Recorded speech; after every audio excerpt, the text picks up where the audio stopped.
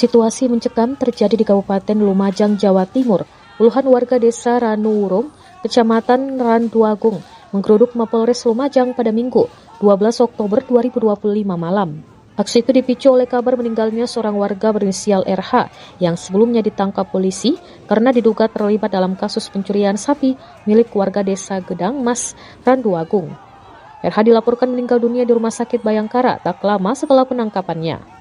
Kabar tersebut memicu kemarahan warga. Massa yang datang ke Mapolres menuntut penjelasan dan keadilan atas kematian RH. Namun suasana cepat memanas hingga berujung anarkis dengan warga dilaporkan merusak sejumlah fasilitas di sekitar kantor polisi.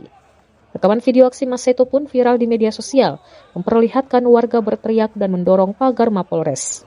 Menurut kesaksian salah satu warga yang tergabung dalam aksi tersebut, menjelaskan soal tragedi maling tewas saat ditangkap pihak kepolisian. Menurutnya, pada saat pertama dibawa oleh kepolisian, pelaku masih berada dalam kondisi sehat dan habis mandi. Kemudian tiba-tiba terduga pelaku didatangi oleh 2 mobil pihak kepolisian dan ada bunyi tembakan sebanyak 7 kali. Terduga pelaku diduga mengalami penganiayaan dari pihak kepolisian yang mengakibatkan dirinya meninggal dunia.